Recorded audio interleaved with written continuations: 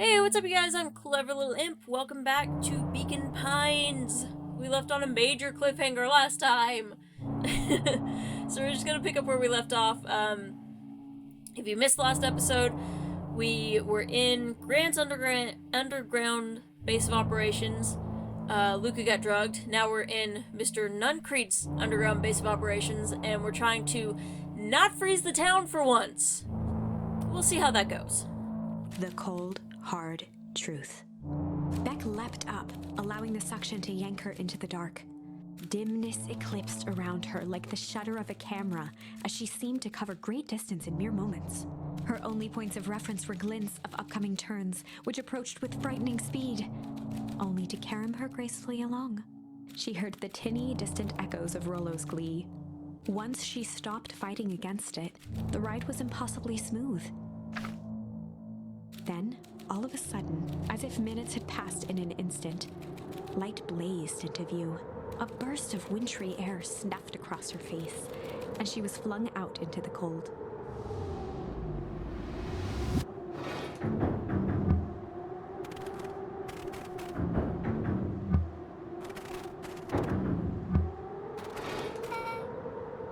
Oh, we took the tunnel marked mining operations, by the way. That was intense. Yeah. I think I might have parted with some fluids in there. Any idea where we are? Somewhere cold. Doesn't look like it got any of us. It didn't feel like we traveled that far. So where did it all go? This place sucks. Why would anyone ever want to be... Why would anyone ever... Jeez. Why would anyone even want to blow something up out here? Only one way to find out, I suppose. We've got to catch up to Nuncreed. I think he went this way? I mean, shouldn't there be footprints in the snow if he did? Wait. Are we in the Upside Down? This looks familiar. Yeah. Maybe we can clear off the snow? No time. Nuncreed's getting away. So, there's another Beacon Pines under Beacon Pines. What? Okay. This is starting to feel really familiar. It may not be the most well-versed in all... I may not be the most well-versed in all things Beacon Pines, but this does look like some sort of frozen replica of the town. Ah! I got it. It's so obvious now. Mr. Nuncreed is an alien. Oh my god, Rollo. Rollo... Stick with me here. His species can only live in sub-zero temperatures. Oh boy, here we go. The source is their base camp dimension, so naturally they keep it cold. We found it by traveling through one of those metallic wormholes back there. If there's not a kawoosh, it's not a wormhole. The final objective: kill us all and shapeshift into Beacon Pine citizens of their choosing. You never really had me, but you very much lost me there. You get used to it. We should just keep moving. It is interesting, though, that this is boarded up, and that would be where the pond and all that is. As they rounded the corner to the frozen town square, they spotted Mr. Nuncreed inching cautiously toward a pit at its center. He held his arms out gingerly, as if approaching a beast in the wild. Upon closing the distance, Luca recognized what Nuncreed was after. What's happening? Gran stood confidently at the edge, one arm outstretched over the abyss. Nearby, a wheelbarrow had been emptied out. She held a lit torch, which flickered in the bitter wind. Juniper, I don't know what you think you're doing, but I assure you this is not gonna solve anything. If you drop that, you've doomed this whole town. Oh, it wasn't me who doomed this town. I have been watching you, Joseph. I know what you've done. You and your co-conspirators. Gran? What's happening? Luca, you and your friends need to leave right this moment. Mr. Nuncreed turned back toward the kids, desperation in his eyes. Listen to your grandma, Luca. This is between me and Juniper. Rollo and Beck held steadfast in awe. Luca approached closer. Mr. Nuncreed spun back toward Gran, his voice growing louder. You've got it all wrong, Juniper. Just hand over that torch. You don't understand what you're doing. How could I possibly trust you to do the right thing? Walt told me everything. He trusted you, and you betrayed that trust. Luca, did you know that this man's entire life is a lie? If it weren't for him, your father might still be alive. Mr. Nuncreed winced with anguish. His voice hardened. That's not true. They both now yelled, not to each other, but at fate itself, making their peace with long-held burdens. The wind howled with encouragement. Walt was like a brother to me. We just had different ideas about how to effect change. Very convenient that your way just happened to line your pockets. Now that's not fair. They menaced at each other, both catching their breath. The moment balanced on a knife's edge. Amid a blur of emotions and memories, Luca's mind flooded with questions. The wind calmed, as if to give him the stage. Uh-oh. And in the stillness, he began to weep. It was all just too much. Falling to his knees, Luca whimpered softly. The tears crystallized as they hit the snow. Gran stared at Luca for a moment with warm sympathy, remembering why this was all necessary. This'll all make sense soon, Luca. Then everything can go back to normal. I promise. She stiffened up and brandished the torch at Mr. Nuncreed. You can't hide behind those people any longer, Joseph. Once their precious source is destroyed, we'll see where their loyalties fall. Juniper, don't! Ignoring his final plea, Gran flung the torch into the deep darkness. She smiled and exhaled in relief. Mr. Nuncreed moaned in resignation. The torch echoed as it ricocheted down the hole, punctuated with a thunderous thud. They're not a bomb. You see, Joseph, I've learned one very important lesson in life. If you want things to change, then you must be willing Before to... Gran could finish, the ground shook her to silence.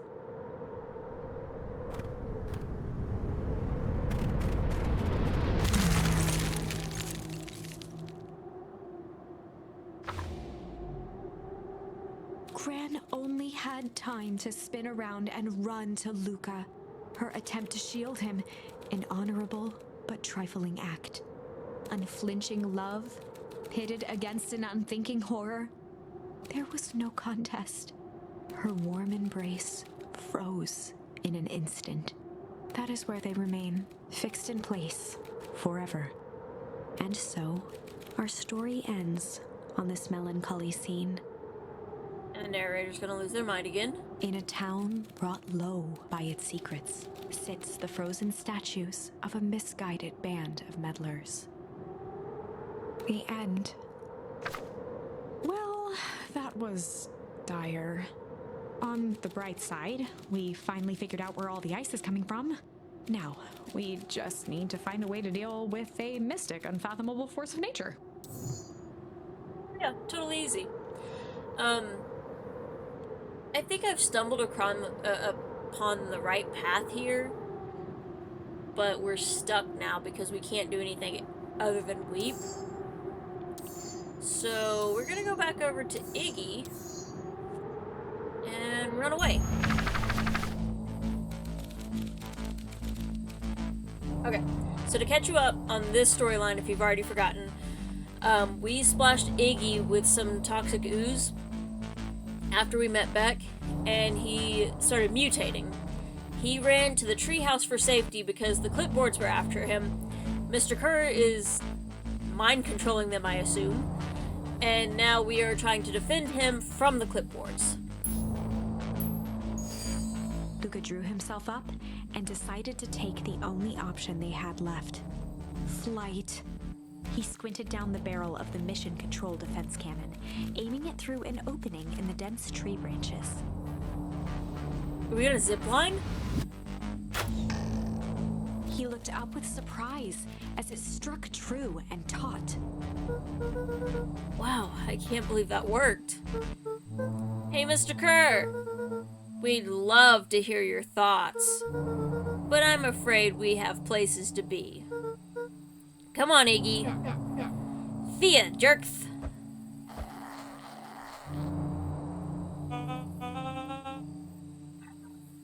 Fine. We know where that leads them. This way. We'll take the tunnels. Luca and Iggy winced as they sprinted through the thicket. The branches clawed at them, reluctant to give passage. After what felt like a marathon, Luca stopped in his tracks as they reached the clearing.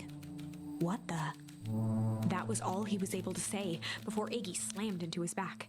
The boys tumbled down a steep decline and crashed with a wheezing thud on a surface as hard as ice. In fact, it was ice. So the frozen town isn't under the town. Chapter Okay. 5. Signs. They stood silently, catching their breath. The sky was like sapphire. With each breath, a plume of steam escaped from Luca's lungs. Let's keep moving. Luca pulled Iggy to his feet as they gazed across a snowy terrain.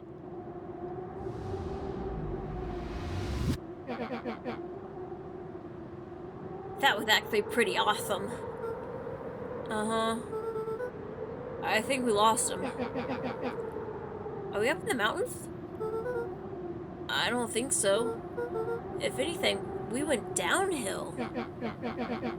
Then what's up with the Winter Wonderland?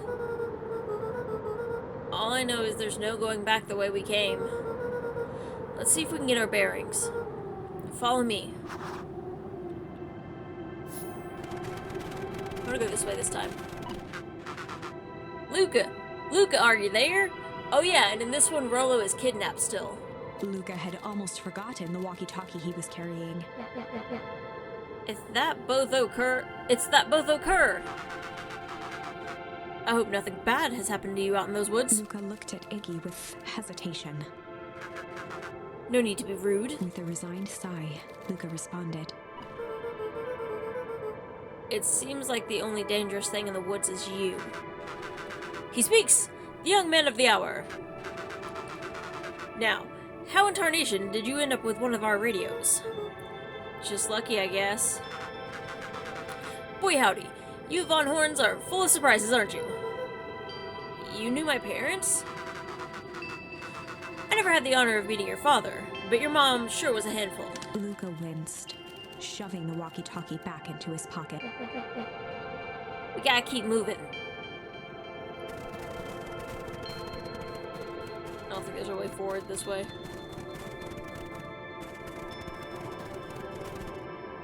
Because the house should be here. The Valentine's, and then Beck's house was over here. So yeah, there's nothing over here.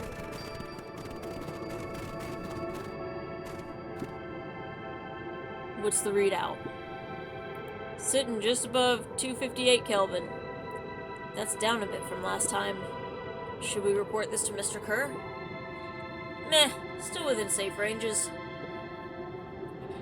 It may be spreading, but it's under control for now. They didn't come in and clean up the land. They literally moved the town. Even a small nudge in the equilibrium could cause a cascade. Dude, relax. Just a few more sites to hit before we can punch out. Let's get this over with.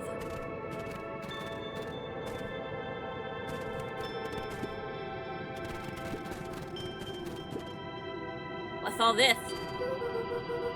Hard to say with all the snow. I think it's a town sign. I can almost make out letters under there. What town could this even be? This couldn't be another town. There couldn't be another town this deep into Weepwood. I'm looking at evidence to the contrary. Let's figure out what we're dealing with here. Step 1, snow's gotta go. I'll see what I can do. Is there anything for me to throw at it?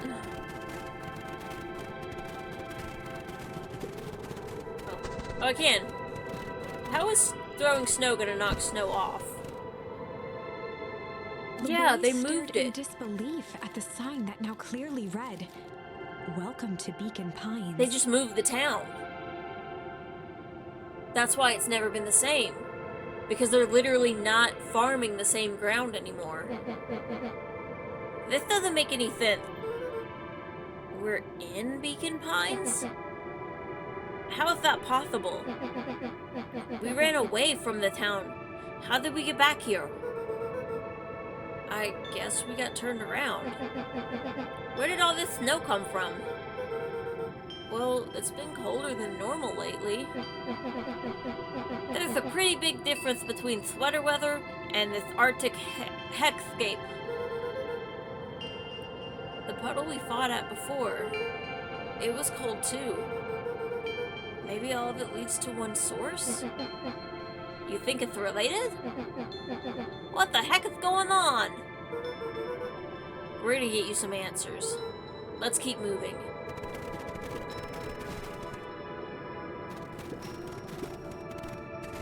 The fencing glistened, each chain link encapsulated with a translucent layer of ice. Looks like the stuff they put up around Weepwood. The stuff who put up? I don't know. It's all frozen.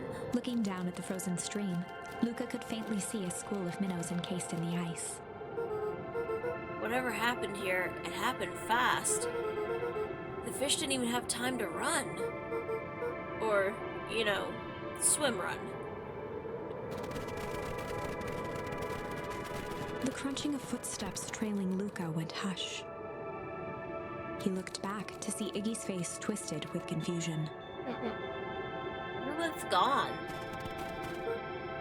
What? There's nothing here but more snow. There must be an explanation for all of this. We have to keep looking. You can look all you want. I quit. Iggy, we have to keep going. You don't get it, do you? This isn't one of your pathetic Hank Atomic stories. We aren't going to save the day. We aren't even going to save ourselves. My face is mangled. The town is destroyed. And everyone we've ever known is gone. We don't know that. You can't just quit. Do whatever you want. I'm done. Iggy, it's gonna be okay. Luca peered upward at the darkening sky. He let out a long, foggy breath. Faintly, Iggy began to cry. Seeing Iggy in such a pathetic state gave Luca a sense of compassion, and more than a little guilt. Yeah, it is kind of our fault there, bud. It is getting pretty late, I think.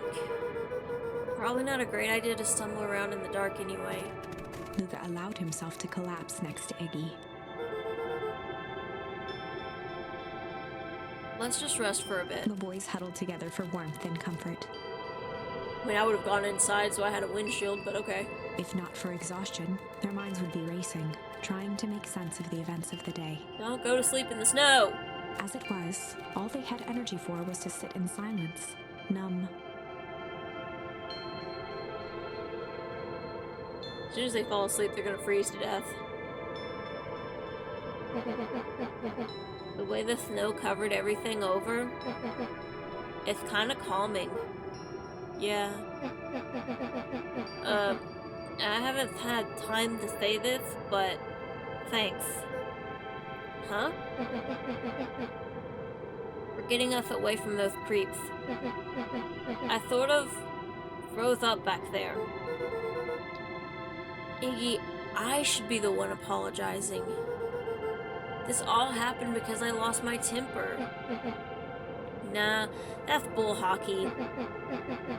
First of all, you didn't know what that gunk would do. You didn't, right? Of course not. And second, stop with this baloney about losing your temper. But I did lose my temper. Iggy motioned sarcastically to his half-deformed face. Obviously. But that's exactly what you should have done. Huh? I was being a horse's butt. You were supposed to be a horse's butt in response. That's how it works. Iggy, I'm having a hard time following. You wanted me to fight you? Of course. Jeez, you goody-goody types take forever to understand this very basic point.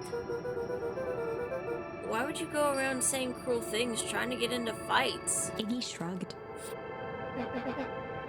It's something I do. You're a butthole because you're bored. Sometimes I just feel empty. You wouldn't understand. You and Rolo are always having a blast together. Laughing and calling that dinky little treehouse missing control. Iggy now wept openly. Perfect little Luca Van Horn. With his perfect little life. My life's not perfect. Everybody in town likes you. Not everybody. Heck, that new girl hasn't even unpacked yet, and even she already likes you. You have Tish. He wiped his nose with a sleeve. I love Tish. Tish is great. But she ain't exactly the world's greatest conversationalist, you know? Luca gave a warm chuckle. I get that impression. Iggy cleared his throat as he wiped his eyes. Huh. It must be raining out here. Definitely. Iggy arched into a wide yawn. We should probably try to get some sleep. Yeah. Let's lay low for now. Tomorrow we'll get to the bottom of all this. Luca's eyelids began to slowly drift shut. You're gonna freeze to death. Luca? Yeah? I always did want to see the inside of your dinky little treehouse. What did you think? Not bad. I'll give you a full tour when we get back. You know what? That's all Luca could whisper before succumbing to sleep. Iggy snuggled in some more. When it comes to worst days of my entire life, this one wasn't half bad. The house smelled of warm bread. Luca was playing with toy blocks on the living room rug. He looked up to see his parents on the couch. His mother held his father's head in her lap. She idly stroked his hair while humming a song. A voice behind Luca spoke. "This is how you remember them, huh?" Luca turned to see his own face. The doppelganger from his dreams, still clad in a yellow hazmat suit, still carrying a look of disdain behind empty eyes. "Aw, look at this perfectly cozy scene. You know it wasn't really like this." What? This is new information. The figure picked up a toy block and inspected it.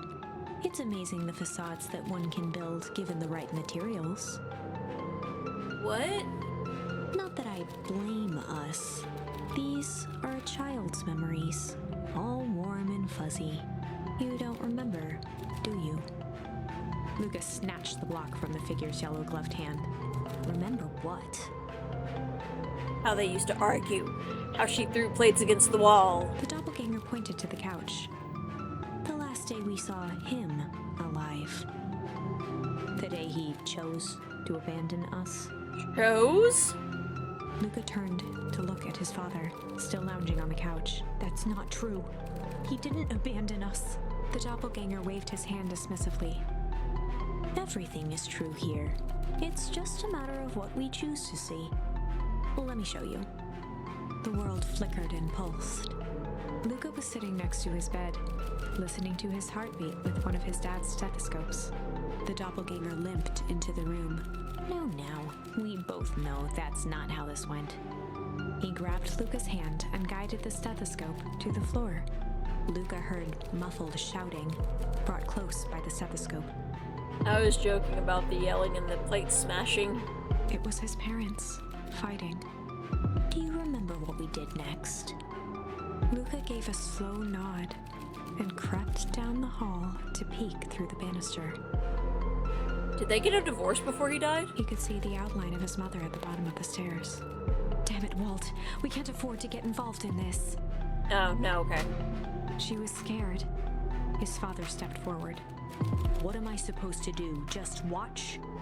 There's a sickness in this town, and we both know who's behind it. I swore an oath to help people. I won't turn my back on them. Luca's mother grabbed Walt. She was crying, pleading. I can't lose you. Walt calmly removed Eleanor's hand from his shoulder. What's right is right, and what's wrong is wrong. I could never live with myself if I let Sharper get away with this. Eleanor raised her voice. Spare me your bullshit platitudes. What about our son? Luca flinched, dropping the stethoscope down the stairs. Walt turned with a panicked smile. Luca, is that you, buddy? With tears in his eyes, Luca descended the stairs. Mom? Dad? What's going on? Anybody ever see Aaron Brockovich? Walt dropped to a knee to meet Luca eye to eye. Nothing, buckaroo. Your mom and I just got a little overexcited is all. Luca placed the stethoscope against his father's chest. His heart was racing. It sounded like you were going somewhere? Walt gently removed the device from Luca's ears. Listen to me, Luca. I have some business to take care of. I'll be back in time to tuck you in. Luca hugged his father tightly. Promise? Walt stood up and walked to the door. He glanced over his shoulder. I promise. With a wink and a grin, he put on his hat and strode out into the evening sun. Don't make promises you can't keep. Oh, hello. A figure approached soundlessly from the foggy snowfall. It stood above them, lingering in contemplation. We don't know her, right? Slowly raising one hand above Iggy, it snapped out 2 brisk raps on his head. From a deep slumber, Iggy sprang up defensively. Get your hands off me! Whether it was the calming presence or the recognition that he was not in danger, Iggy felt his clenched fists lower. Just what do you think you're doing? Luca looked up, gradually remembering his whereabouts. The figure exhaled a cloud of warm vapor. You two certainly have caused a lot of commotion. What's that supposed to mean? Take it easy, Iggy. We were asleep, minding our own business. You're the one running around knocking on people's heads. I'm sorry if I hurt you, Iggy. You didn't hurt nobody. Anybody. Huh? Oh, I see. You think you're better than me, you... When it came to complete strangers, Iggy had trouble cobbling together an insult. You big-headed, scarfy-necked furball. Okay, let's lower the temperature a bit here. Interesting choice of words. I mean, let's all just calm down. Who are you? A friend. An observer. A hitchhiker on the infinite expanse of possibility. Great. how about a name? If you must call me something, you can call me Nat. Iggy huffed with gratification. So how about you make like a gnat and buzz off? Very well. Nat began to turn away indifferently. Wait. Do you live here? You might say that. So you know where we are? You might also say that. Look, pal, we just want to find a safe way out of here. You gonna help us or not? Before knowing how to leave, one must know where they are. Alright, that does it. Luca, I don't know about you, but I'm getting out of here, one way or another. Iggy turned sharply and began to stomp off. Enough with the riddles. Iggy, wait up. Realizing he'd worn their patience then, Nat relented. Okay. Very well. I suppose this isn't the time for metaphors. I'll show you how to get back home. Luca and Iggy turned around with hope in their eyes. Come here. Nat took a deep breath in. Close your eyes. Nat exhaled slowly, then snapped his fingers. Okay, open them. For a brief moment, Luca and Iggy let themselves believe that some great magic was about to unfold, until they opened their eyes and found themselves in the exact same place, cold and disheartened. This is your home. This is Beacon Pines. Look, Nat, we don't know how we got here. Maybe we stumbled through some time-traveling gate in Weepwood. Or we teleported to some alternate universe. Or this is all just some cruel experiment by Kearns and goons. But this is not our home. You're inching closer to the truth. Alas, the reality is much less fanciful. Just give it to us straight. So be it. As I said, this is Beacon Pines. The original, true Beacon Pines. So I was right, they literally just moved the entire town? You both grew up here. But the town you've called your home for the past several years is a replica. A remarkable achievement of engineering, to be fair, but a replica nonetheless. That's impossible. It's too much work. You need a whole town to replicate a whole town. Indeed, to pull off such a feat would require immense labor power. That which could be moved would be moved. That which could not would require a precise duplicate. We would have noticed. Someone would have noticed.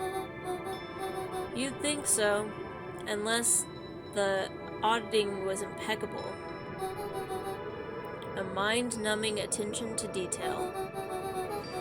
As for the innumerable trivialities which complete the tapestry, well, you can leave that to this miraculous thing we call a brain. It has a real aversion to discontinuity, a revulsion even. The brain has a wonderful way of smoothing out the rough edges to keep us sane. That is true, the brain can do some scary stuff. Wait! The narrator didn't say anything just then. Why did the narrator not say anything? That wasn't an audio glitch for me, because the music was definitely still playing. Why did the narrator say anything just there? So you're saying that someone made an entire new town and moved us all and no one noticed? Precisely. But why? why is the one question that can never be answered with certainty. The best one can do is uncover. Nat narrowed his eyes, furrowed his brow, and uttered, Did I click too fast or something? Now the narrator's back. I'm confused. I thought I was onto something for a minute, but maybe not. The source. Why do you favor Thorth like that? Why indeed? Luca began to laugh uncomfortably. It's all ridiculous. There's no way they He could... looked down at his feet. His eyes started back and forth in contemplation. With a sudden pain, a thought struck him. If this really is home... He sprinted off into the pale distance. As Iggy turned to follow, Nat called out, Iggy. It's not too late to turn back. Simply head west through Weepwood. Uh-huh. Chapter 6. The Source. Nat expressed his sympathy with a shrug and sauntered off as unassumingly as he'd arrived. He'd given Luca and Iggy what they needed, and nothing more. Is not the narrator. As Luca sprinted across the snow, the events of the past few days became clearer, pieces to a larger puzzle. Rollo said he was underground somewhere, captured. Mr. Kerr tried to cover it up with lies. The clipboards were hell-bent on capturing Iggy. It all seemed to point to perennial harvest. But right now, there was one thing that Luca needed to know. Wait. Actually, no, yeah, because if they rebuilt the town after his father died, then he has not been visiting his father this whole time.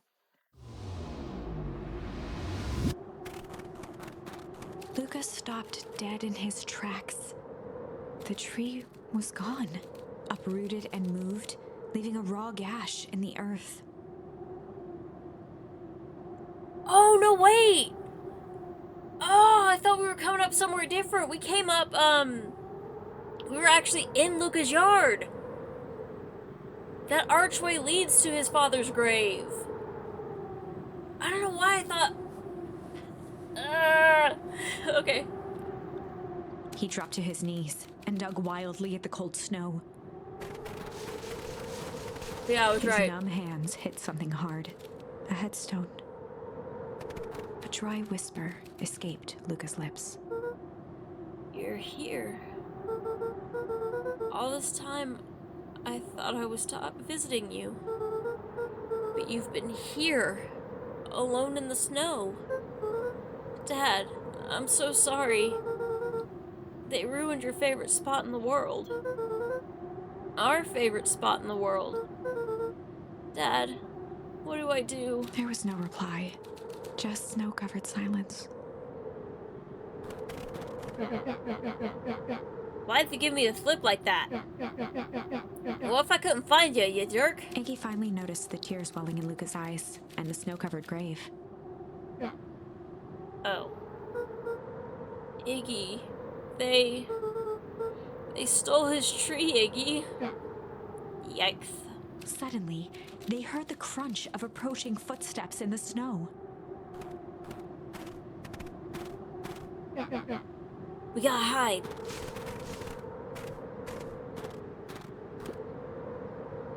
$259K. Fall off distance still good. Dude, did you hear me? I said 259. Sorry. You ever think about what we did here? We saved a whole town of people. Doesn't feel like it sometimes. What about everything we left behind? That's the grave of someone with a family. The people who love them will never know the truth. The truth is overrated. He bent down to scoop up a snowball and lobbed it playfully. Hey! Don't be such a downer, dude. We took this job to change the world. Yeah, Come on. It's almost lunchtime. Weirdo.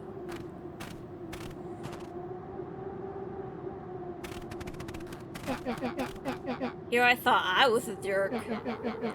These dinguses are out here literally dancing on graves. Luca stuttered through heaving sobs. I thought I was visiting him. I thought he was with me. Not gonna lie, that's a bad break. Here's some advice. Iggy gave Luca a solid smack on the back of his head. Hey! Who's any of this helping? What? Sitting here in the snow, crying over some pushover. Who ya helping? Iggy, look what they did. They lied to everyone. Blah, blah, blah.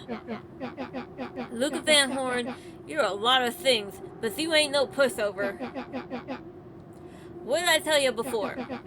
When some jerk comes at ya, acting like a horse's butt, I should stand up for myself. Heck yeah! Kerr and his merry little band of clipboards pulled this switcheroo for a reason, right? Nat mentioned something about a source? Luca wiped his eyes with a sleeve. Whatever the source must be, whatever's at the source must be awfully valuable to perennial harvest. It would be a shame if something unfortunate were to happen to their precious source, wouldn't it? What do you have in mind? If it's small enough to steal, we snatch it. If it's too big to snatch, we smash it.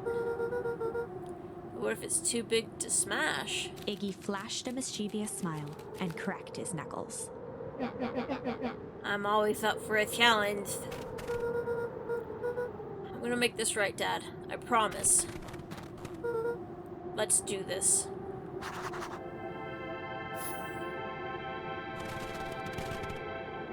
I don't know why it didn't dawn on me that this was actually his yard. All the buildings, well, the house is missing because they literally just moved it. It can get awfully cold out there in those woods, Luca. Probably best you two stay put and conserve your energy. Help is on the way. Where's Rolo? Where's my mom? Did you kill her?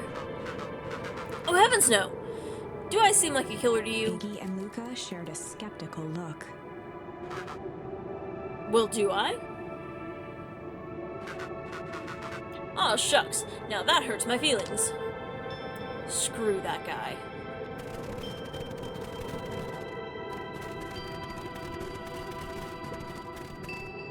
I can still pick up snowballs. Wait a minute. If this is the original town, then that means... Iggy darted behind a large pine and began digging furiously. He emerged holding a shoebox with a crude skull painted on its lid. What's that? Long story. So, a few years back, I, came into possession of some premium-grade fireworks. Not the wimpy firecracker stuff they give kids. The good stuff. So why did you bury it under a tree? That's the long part of the story. You and Rolo were doing some chores at Rolo's chicken coop? And you guys made me mad for some reason or another. Luca rolled his eyes with realization. Flaming chicken coop! No, you didn't. Iggy stifled a chuckle. Yup. I just want to give you guys a little scare. But like I said, these were some primo fireworks. So I might have underestimated things. You blew up the chicken coop? I prefer to think of it as an incendiary redecoration. Sorry, but you should have seen the looks on your faces. Rolo got grounded for months. Which is why I needed to stash the evidence and lay low. So I buried them under that tree. But when I came back for them later, they were gone. I figured some grown-up found them and tossed them. Iggy triumphantly raised the shoebox. Turns out, it wasn't the fireworks that got moved. It was us. Unbelievable.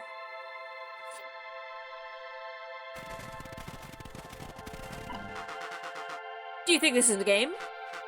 Newsflash, boyo. You're not a hero. You're a little brat who is in way over his head. A hero is just someone who refuses to give up. Comics these days are rotting children's brains. Everyone thinks they're a spaceman superhero. I was always partial to Hank Atomic myself. Is that so? Do you really think you have a chance against us? You have no idea how powerful we are! Prepare for blast-off, loser.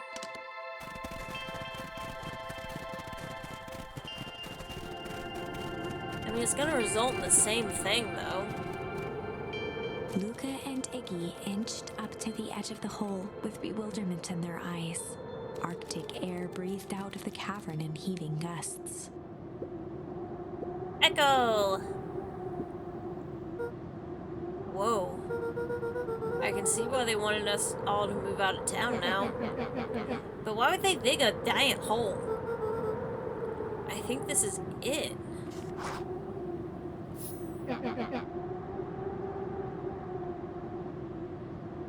This is the source? It's a dang hole!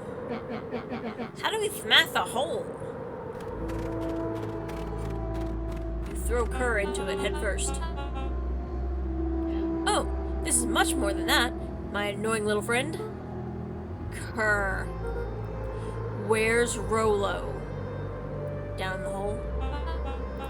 I wasn't lying before. He's safe. Well, safer than you two at least. Rats, it's cold. You just had to drag me all the way out here, didn't you? Mr. Kerr gazed down the abyss in contemplation. It really is something, isn't it? What did you do to our town? What is all of this? Well, that's a doozy of a question. This is the source, where they collected the unrefined, Kerr scratched the back of his head. Honestly, boys, I don't understand any of this well enough to explain it. Fact of the matter is, I'm not paid to know. What do you mean, you don't know? Aren't you in charge? Oh, heavens no. My... Kerr tried to kill me. Oh, heavens no. My role is merely a flash of a winning smile and manage various complications. Complications like us. You are a smart boy. His face contorted into a saccharine grin. It really is nothing personal. Some people are destined to strive for greatness, and others are simply obstacles along the way. Seems like you were destined to be a creepy lackey. The point is we all play our part in life. Mine just happened to be a lead in the role of a lifetime. And you happen to be extras ready for your curtain call. We aren't giving up without a fight. Your smile's not gonna be so winning after we're done with you. No, boys, there's no need for melodrama. It makes even a professional, such as myself, embarrassed for you.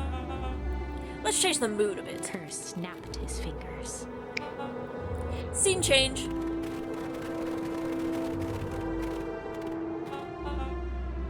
There, that's better. Deal with them. Iggy turned to Luca with a sly glance. Why are you smirking? Because I have a box full of fireworks and you don't? Iggy waved the box into the air, threatening to drop it down the hole. Stop!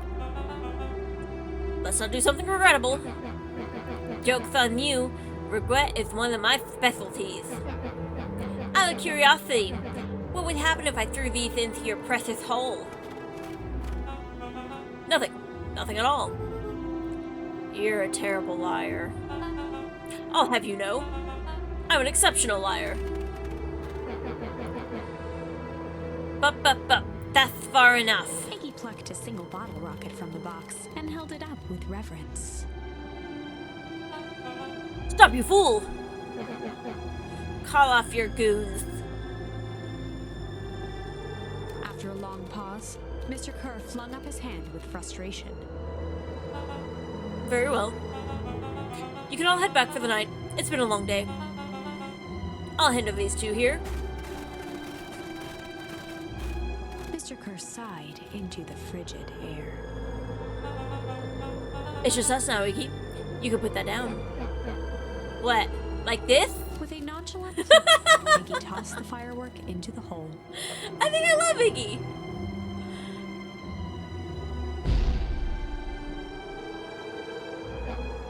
Ooh. Whoa. With a growl, Kerr leapt at Iggy, crashing through Luca. Iggy tried to twist away, but in the struggle they both tumbled over the side.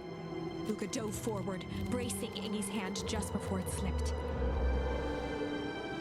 His grip was made precarious by the cold, wet snow. He could see Kerr further down, clinging to Iggy's coat. You reckless child! What have you done? Luca, listen to me. Hold tight and use that walkie-talkie to call them back. How? What channel do I use? It doesn't make a darn difference. They're always listening. If you do that, the clipboards will just haul us up and snag us both. The only way you get out of this is if... The only way to get out of this is if Kerr's out of the picture. Just let go and save yourself. If he lets go, we both die. I don't want to die, but seeing the look on your face almost makes it worth it. Mr. Kerr, you've had a long life. Why don't you actually do something selfless and just let go? Mr. Kerr gasped with insult. Long life? I'll have you know I can still play 25. You should have heard me singing the part of Phileas Young. With a wild look in his eye, Mr. Kerr began to hum a proud melody. Rum dum dum. Rum biddy dum dum. Wow, can you believe this guy? Luca's hand began to cramp. His voice began to crack. Kerr, just let go. No can do. If you want to save your friend, you'll have to save me too. Luca, look at me. It's okay. Luca felt Iggy loosen his grasp. You are going to kill your friend like that, are you? Every muscle in Luca's body burned. I'm not his friend. Yes, you are. Nah, I'm just a no-good bully. Like you, Kerr. Iggy, no. Luca felt his hand slipping. And I told you what you need to do with bullies. I can't. This is your only way out of this mess. Two birds with one stone. It makes sense for us to fall together. Wackadoos travel in packs. A calm settled over Iggy's face. Luca, let me do this. Iggy's voice was colder than the bitter air billowing from the chasm. Let me do the right thing for once.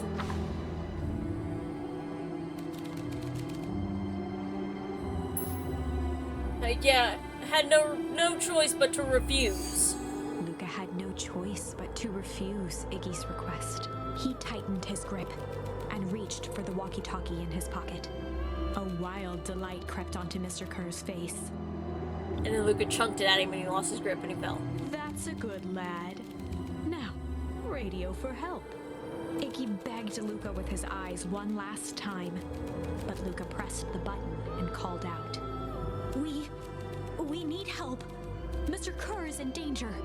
It wasn't long before they were once again surrounded by clipboards. Mr. Kerr sighed with relieved frustration. There you are. You really are a worthless lot, aren't you? Mirror, now. A clipboard dutifully produced an ornate ivory hand mirror, and Mr. Kerr began preening his tousled hair. Ah, that's better. Mr. Van Horn, I applaud your sharp thinking under duress. I'll put in a good word for you with the founder. Take them away. A swarm of hands overpowered Luca. The last thing he saw before a cloth bag was pulled over his head was the defeated look on Iggy's face. The end. What else was I supposed to do? There's no way the right ending would have been to let him go. No way. I think this was one of those times where doing the right thing was the wrong thing.